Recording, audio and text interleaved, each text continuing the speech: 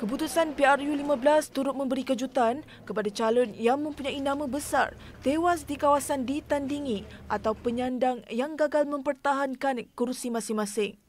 Bekas Perdana Menteri keempat dan ketujuh Tun Dr. Mahathir Mohamad yang bertanding sebagai calon pejuang yang juga penyandang kerusi Langkawi tewas kepada calon Perikatan Nasional PN Datuk Muhammad Suhaimi Abdullah. Pengurusi pejuang itu antara 369 calon kerusi parlimen yang hilang wang deposit selepas memperoleh undi kurang 1/8. Datuk Seri Mukhriz Mahathir yang juga Presiden Pejuang turut senasib dengan bapanya hilang deposit selepas gagal mempertahankan kerusi Parlimen Jerlong apabila sekadar memperoleh 3,144 undi selepas tewas kepada calon Perikatan Nasional Dr. Abdul Ghani Ahmad. Turut hilang deposit Menteri Perusahaan Peladangan Komoditi Datuk Zuraida Kamaluddin yang tewas di Ampang. Pemimpin veteran Barisan Nasional BN, Tengku Razali Hamzah yang menyandang kerusi Parlimen Gua Musang selama lebih 48 tahun kalah kepada calon PAS Muhammad Azizi Abu Naim dengan majoriti tipis 163 undi. Naib Presiden UMNO Datuk Seri Mak Zee Khalid turut kecundang di Padan Terap manakala bekas Menteri Pendidikan Dr. Mazli Malik juga gagal mempertahankan kerusi Simpang Renggam.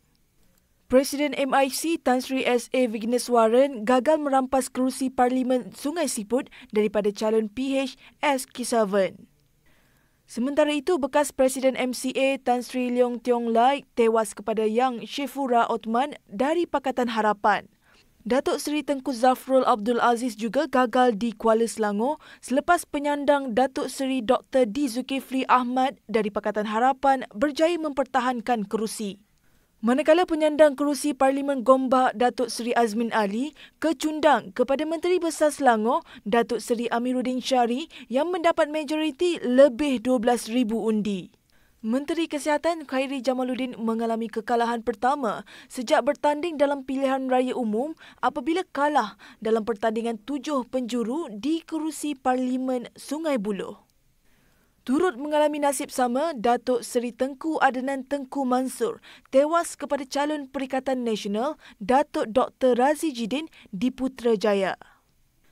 Kerusi Parlimen Permatang Pauh yang menjadi kubu kuat PKR sejak 40 tahun itu tumbang di tangan PAS apabila penyandangnya Nurul Izzah Anwar gagal kepada calon Muhammad Fawaz Makjan. Setiausaha Agung PKR Datuk Seri Saifuddin Nasution juga tewas di kerusi Parlimen Kuling Bandar Baharu yang disandangnya kepada calon PN Roslan Hashim.